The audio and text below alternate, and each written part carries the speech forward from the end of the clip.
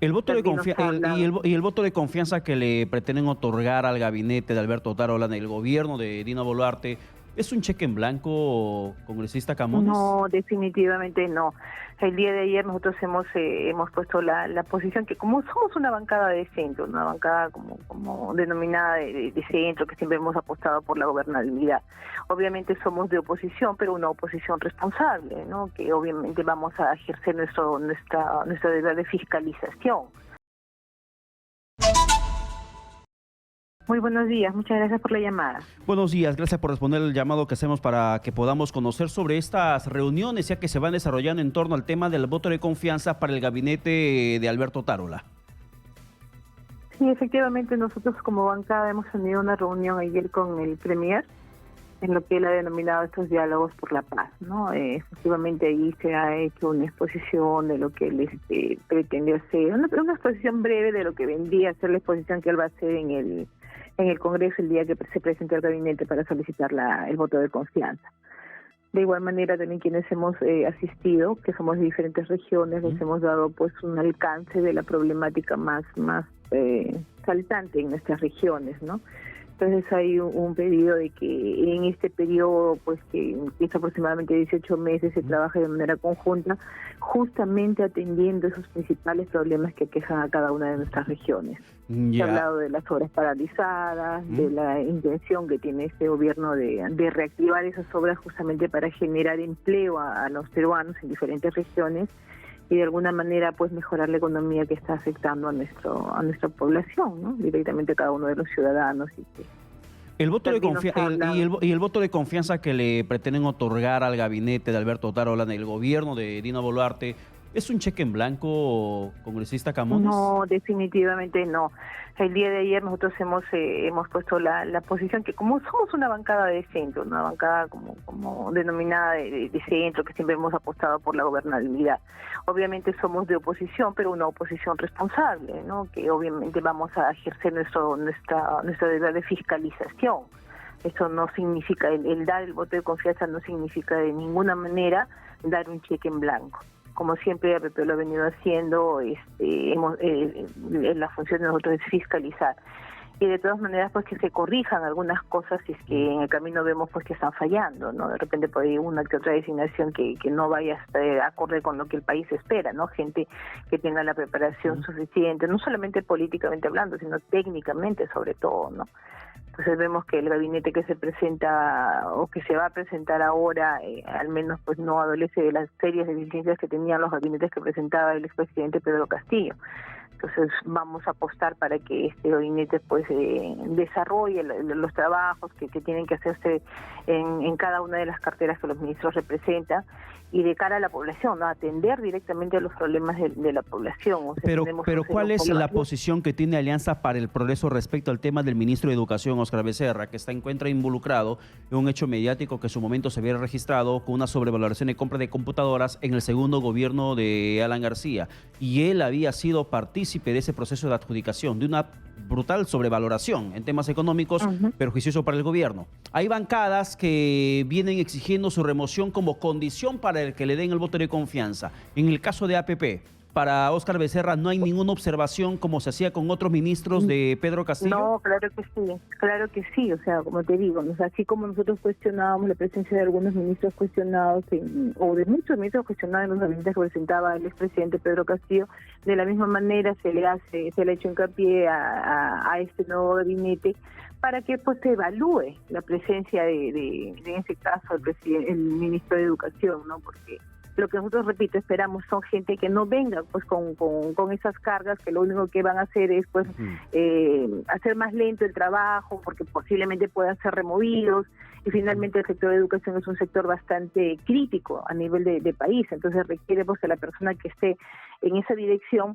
pues asuma el trabajo sin tener que estar pues con esos cuestionamientos que desde ya deslucen a ¿no? Sí, pero congresista Camones, sin embargo, no se le ve muy muy like a este Congreso, perdón el adjetivo que utilice, pero no se les ve muy like, muy liviano, muy suavecitos a varias bancadas de este Congreso que aún está vigente frente al gobierno de Dina Boluarte, porque, por ejemplo, en otros consejos de ministros o frente a otros consejos de ministros, ustedes no solicitaban que evalúe Pedro Castillo cuando era presidente la continuidad de un ministro. Ustedes exigían que sea removido, exigían que sea renunciado o exigían su renuncia. O que lo saquen o que se vaya. Era la exigencia de las bancadas de oposición que también tenían este cliché de la oposición de fiscalización, oposición responsable, pero que exigían a Pedro Castillo la remoción, como en su momento pasó con el ministro Maraví, como el tema de Barranzuela y otros ministros de Estado, el caso de la agüita racimada,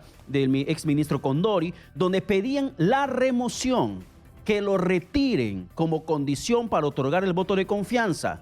Y en estos momentos, dejar en la evaluación no es ser bastante like con el gabinete de Alberto Tarola o con el gobierno de Dina Boluarte. No, de ninguna manera. Nosotros vamos a hablar, bueno, en este caso yo voy a hablar sobre la bancada PP. Las decisiones que ya tomen otras bancadas serán pues ya responsabilidad de ellos. Y mira, y tal cual lo hemos hecho también en los gabinetes que presentó Pedro Castillo, aún con sus cuestionamientos, nosotros como bancada dimos el voto de confianza. Les dimos el voto de confianza justamente apostando por la gobernabilidad, ¿no? Y eran casos mucho peores que quizás el que tenemos ahora. Ahora, nosotros estamos no solamente evaluando, obviamente exigiendo que se tomen las decisiones para que este gabinete vaya pues de una manera más limpia, sin tener esas cargas que definitivamente las tiene el actual ministro de Educación. Pero ello no quiere decir que por ese único punto pues tengamos nosotros que negar una confianza. La vamos a otorgar, pero obviamente con esa exigencia de que se tenga que evaluar la continuidad de este ministro, pues que desluce de alguna manera el gabinete que está presentando el primero Tarola, ¿no? Pero tampoco es motivo, pero con esa reserva y con esa observación de que se tenga pues que de repente elegir un mejor ministro y que no esté sobre todo con esas cargas que cuestionan pues el desempeño de una cartera tan importante como es la educación. Ya, pero tampoco es una medida o una designación que va a originar una interpelación o una censura a Óscar Becerra. El hecho que esté involucrado en temas de corrupción en su momento perpetrados en el sector de educación, en gobierno de Alan García, ¿no es motivo para interpelar o censurar? A ver, nosotros ya hemos hecho de conocimiento este pedido, esta exigencia. Ya corresponde en todo caso al Premier evaluar la permanencia, y si fuese que no se toma esa decisión, entonces veremos ya a nivel de bancada de tomar una decisión de una interpelación o una posterior censura. Es un tema que ya se tendrá que hablar como bancada, pero hoy en día se ha decidido darle el voto de confianza al gabinete del Premier Tarola con esa exigencia o observación que se está haciendo a los miembros de su gabinete respecto al ministro de Educación. Sin embargo, un voto de confianza que será en medio de cuestionamiento que tiene el Congreso de la República, porque, por ejemplo, recién el día de ayer la Subcomisión de Acusaciones Constitucionales, que usted preside, terminó aprobando este informe para que se pueda desaforar a Freddy Díaz, este parlamentario acusado del tema de violación. ¿Cuánto tiempo ha pasado congresista? ¿Por qué tanto letargo, tanto retraso? ¿Por qué ese paso de tortuga coja en la subcomisión de un caso bastante gravísimo? A ver, bueno, definitivamente yo no puedo aceptar o de repente la expresión que tú haces, ¿no? De que nosotros estamos haciendo un paso de tortuga coja, porque yo he asumido la presidencia de esta subcomisión a fines del mes de septiembre. Obviamente han habido algunas demoras en el caso de Freddy Díaz, pero no porque nosotros hayamos desatendido, sino porque se designaron 3 congresistas delegados, ¿no? En el primer caso, si no me equivoco, fue la congresista Susel Paredes, a quien solicitaron su retiro porque ella era ella era una de las que había presentado la denuncia contra Freddy Díaz. Se tuvo que remover a la congresista y se designó a la congresista Kelly Portalatino. En el interín, a Kelly Portalatino la designan ministra de Salud. Renunció a la subcomisión y tuvo que ser reemplazada. Y es recién ahí donde ingresa el congresista delegado, que ha sido pues el congresista Luis Aragón. Todo eso ha tomado un tiempo. Son situaciones circunstanciales que se han presentado y han hecho que el tiempo se prorrogue, sumado a los pedidos que ha hecho el mismo congresista denunciado de reprogramaciones de audiencia, de presentación de nuevos abogados. Entonces todo esto ha tomado un tiempo pues que ha jugado en contra de la celeridad que este caso, como bien lo dices tú, ameritaba. No obstante, nosotros no solamente en el caso de Freddy Díaz, sino en todos los casos que se están presentando y que son de vital importancia para nuestro país, estamos siendo céleres, pero en atención a lo que a los plazos que establece el reglamento del Congreso de la República. Ya, pero este plazo que establece el reglamento del Congreso de la República, ¿cuánto tiempo establece para un caso gravísimo como el hecho de un tema de abuso sexual dentro del Parlamento? Que ocurrió dentro del Parlamento con una trabajadora que había sido dopada, que había sido embriagada, que ha sido drogada y que hasta el momento no se encuentra justicia en la vía ordinaria, y en el Parlamento recién se toma una primera decisión que no es la definitiva, porque aún falta que pase a una siguiente instancia. No es una primera decisión, él tuvo ya una decisión de suspensión que se pero él podría regresar del 7 de enero si no lo sacan antes. Va a regresar el día 7 de enero, está culminando su suspensión y él está regresando a partir del día 8 le está habilitado. Nosotros estamos viendo la fecha del día 10 para que se dé la audiencia, para que se vote ya en el Pleno la inhabilitación solicitada por el congresista delegado en el informe final. Nosotros hemos avanzado y yo te estoy dando las explicaciones de por qué hay plazos que se han extendido, porque obviamente hay que atender a un debido proceso, o hay que atender a un derecho de la defensa, porque si no, luego plantean las nulidades que, por ejemplo, el día de ayer ha planteado el congresista denunciado, ¿no? Un recurso de nulidad que no está reglamentado, un recurso de nulidad que nosotros como presidenta de la subcomisión hemos solicitado a la mesa directiva de la comisión permanente que se rechace de plano porque no existe dentro de su reglamento pues un recurso de nulidad, pues que lo único que ha pretendido es dilatar más el plazo y traerse abajo un procedimiento que ha sido con arreglo a nuestro reglamento y atendiendo el debido proceso y sobre todo al derecho a la defensa. Entonces han habido plazos, los plazos se han atendido, pero también se han atendido los requerimientos de ampliación de plazos que ha solicitado el mismo congresista denunciado. Ya, pero o sea, recién se va a ver ese tema en el Parlamento el próximo 10 de enero. Claro, porque hay plazos que atender. No se puede citar a pleno antes de los 3 días hábiles de la fecha que se tienen que citar, ¿no? La notificación o cursar la notificación al congresista. El día de hoy se va a cursar la notificación al congresista y de aquí tenemos que contar 3 días hábiles que vencerían el día 9. Es por eso que el día siguiente útil hábil es el día 10. Entonces yo te estoy demostrando con hechos que nosotros estamos siendo muy respetuosos de los plazos, pero lamentablemente han ocurrido circunstancias que han hecho que este plazo se extienda y no se haya podido ¿Y los plazos o procesos no podrían acelerarse según modificaciones el Congreso tendría bien hacer congresista? Porque, por ejemplo, recuerde usted que en su momento se quisieron bajar los votos para vacar un presidente y todo para poder sacar a Pedro Castillo del gobierno. Había macada que estaban poniéndose de acuerdo, finalmente no prosperó, pero cuando hay voluntad política para tomar una decisión de esa magnitud, lo pueden hacer. Como también han hecho otras reformas de manera célere, de manera inmediata, incluso modificando el reglamento del propio Parlamento. En estos casos gravísimos, ¿por qué no hacen lo mismo? ¿Por qué no dan una mejor señal al país de que realmente están comprometidos en poner mano dura contra todo aquel que resulte responsable y que así lo amerite? El caso de Freddy Díaz, el caso del congresista Wilmar Helera, que aún ya ha sido ratificada la sentencia y aún básicamente sigue como un congresista aforado.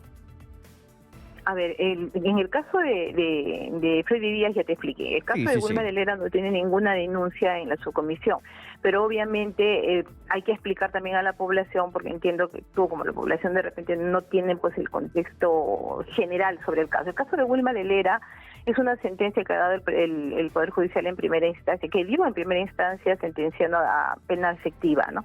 Obviamente él tenía expedito su derecho a la segunda instancia, en tanto esto no sea pues una sentencia consentida, como cosa o determinada ya como cosa juzgada, él tiene todavía la prerrogativa de poder seguir siendo congresista. Ya el Poder Judicial ha dictado una segunda sentencia que ratifica la pena privativa de libertad por 6 años, y lo que se está esperando es ver si es que hay una apelación de parte del congresista, porque de lo contrario, de no existir esa apelación, sería ya un caso determinado como cosa juzgada, y sí correspondería pues inmediatamente el desafuero, ¿no? Entonces esos son puntos que nosotros tenemos que tener en cuenta, porque en tanto él tenga expedito el derecho de presentar recursos de impugnación, nosotros no podemos actuar sobre un derecho que todavía tiene él como congresista, no solamente como congresista, sino todavía como ciudadano, ¿no? Ya, sí, Ahora, yo comparto efectivamente. totalmente la postura que tú indicas y es justamente eso en lo que estamos trabajando como subcomisión, de hacer algunas modificaciones porque realmente los procedimientos dentro de la subcomisión son demasiado tediosos, burocráticos y eso parte del hecho mismo de que la subcomisión tenga una dependencia de la comisión permanente.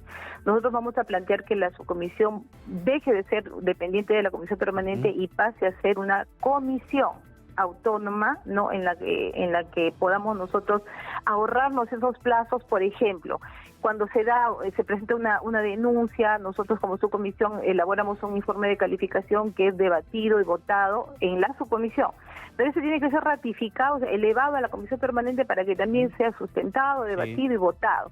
Entonces, entre lo que sube y baja ese informe, porque es la comisión permanente la que tiene que otorgarnos a nosotros el plazo de 15 días para iniciar las investigaciones, pasa un aproximado de 15 días, que particularmente para mí es un tiempo innecesario porque obviamente es una subcomisión tan importante que ve casos tan importantes como el caso de este congresista acusado de violación, todos los casos de altos funcionarios, ministros, presidentes en ejercicio, vicepresidentes, entonces que necesitan una atención más inmediata, no respuestas más inmediatas. Entonces esa es la propuesta que nosotros vamos a hacer y sí, corresponde hacer una modificación al reglamento para que lo que yo te comento se haga efectivo, ¿no? Eso es lo que estamos trabajando. Si hay voluntad claro y no hay esta frase de otorongo no come otorongo, sigamos protegiéndonos, simplemente esto va a prosperar. Pero si persiste ese pensamiento de muchos parlamentarios, lamentablemente seguiremos viendo lo mismo. Sin embargo, congresista Camones, cuando usted menciona el tema particular de Wilmar Helera, sentenciado ya, se ha ratificado la sentencia por tema de corrupción, sentenciado en primera instancia y él sigue siendo congresista forado. Y el Congreso no lo puede sacar porque tiene su derecho a presunción de inocencia, puede apelar y puede esperar una sentencia definitiva y ya sentencia confirmada. Pero no han tenido ustedes la misma postura, por ejemplo, con el caso de Pedro Castillo. Y eso se ve claramente desde la opinión pública, la manera como es que actúa el Parlamento. A un congresista sentenciado, condenado por corrupción, lo mantienen porque tiene el derecho a la siguiente instancia en la vía judicial ordinaria, pero el Congreso no puede hacer nada, se ata de manos y pies, porque tiene que esperar el debido proceso. Pero a Pedro Castillo, no lo estoy defendiendo, sin sentencia, una y mil veces lo han querido sacar del Palacio de Gobierno. Hay una tremenda diferencia frente a un sentenciado y a alguien que tenía indicios de corrupción, pero sin sentencia. Obviamente, son temas que se han visto ya no a nivel de la subcomisión, porque entiendo que te refieres Le hablo como institución, como Congreso. Claro, a las mociones de vacancia que se han presentado, ¿no? Obviamente son decisiones políticas que se adoptan. El caso de Wilmar Helera, ya te lo expliqué, yo he respondido como presidente de la subcomisión. No existe, pues a la fecha, y repito, ninguna denuncia contra él, por lo que ya te expliqué. El caso de Pedro Castillo es totalmente distinto, es un presidente en ejercicio, un presidente que tenía claros indicios de la comisión también de delitos y que correspondía a una investigación, pero que lamentablemente las leyes que tenemos también lo impiden, ¿no? Entonces, no podíamos nosotros por el artículo 117, pues, permitir siquiera la acusación contra el presidente, porque era un presidente en ejercicio, ya lo habíamos establecido nosotros. Pero aún así, dentro de la subcomisión, nosotros cuando hemos tenido la denuncia presentada por la Fiscalía de la Nación, teniendo como función principal la investigación a nivel de subcomisión, nosotros hemos proseguido con esa denuncia que hizo por la pero congresista, creo que no me entendió el tenor del cuestionamiento que le estoy haciendo, porque no era pregunta, es cuestionamiento. Que frente a un congresista sentenciado, ustedes respetan y garantizan el debido proceso y consideran que tiene la presunción de inocencia mientras que no tenga sentencia firme. Pero en el caso de Pedro Castillo, apenas investigado, sin sentencia, de una y mil maneras lo querían sacar. Esto, por ejemplo, que usted acaba de mencionar y que me da un argumento más, de que por tema de constitución tenían que respetar el debido procedimiento contra Castillo para que lo saquen, aunque no tengan sentencia, ¿no le da razón suficiente, argumento suficiente para la gente que en el sur peruano está pidiendo cambio de constitución? ¿No genera acaso una sensación de hartazgo el hecho que un congresista sentenciado se mantenga en el Parlamento, pueda regresar al Congreso, siga siendo aforado, su despacho siga trabajando, un congresista acusado por violación pueda regresar al Congreso, no se sabe qué va a pasar en la votación del próximo 10 de enero cuando se determine si se desafuera o no se desafuera fuera a Freddy Díaz, pero que puede quedarse en el Congreso y a un presidente elegido por voto popular de una mil formas se le busque el argumento de incapacidad moral para que lo puedan sacar del gobierno. ¿Esos escenarios no dan razón suficiente para la gente del sur que pide cambio de constitución? Yo creo que el tema del cambio de constitución va más allá de las cosas de Sí, pero yo le planteo en ese punto, le planteo. No da argumento suficiente porque la gente se levantó en protestas cuando sacaron a Castillo del gobierno. Sí, pero no están pidiendo un cambio de constitución por el caso de Castillo. Son otros los temas que ellos sostienen para hacer un cambio de constitución. Es parte de. No, yo no lo tomo así. O sea, ha habido un reclamo, un rechazo respecto a lo que ha pasado con el presidente Castillo. Ya. Pero el caso último, entiendo yo que de repente pues el país ha estado dividido, mucha gente quería que se lo vaque por el tema, o muchos de los temas que tenía él, por temas de corrupción o incapacidad en su gestión, como que había otra parte de la población, o como que sigue habiendo otra parte de la población que no deseaba que Pedro Castillo deje de ser presidente del Perú.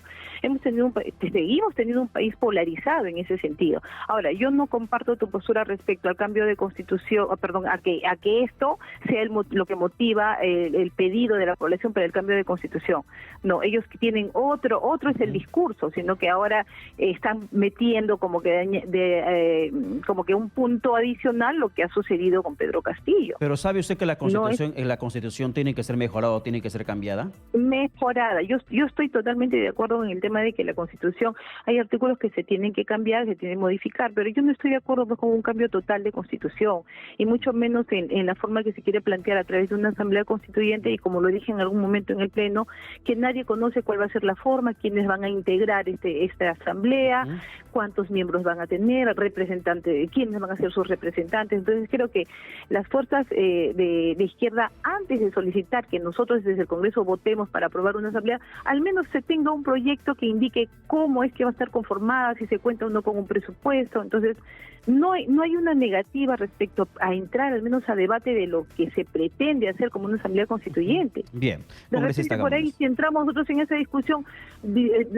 arribamos a la conclusión de que, oye, sí, mira, esto es lo que Perú necesita, pero si simplemente lo único que sabemos de la asamblea constituyente es el nombre. Bien, congresista Camones, muchas gracias por la comunicación alcanzada.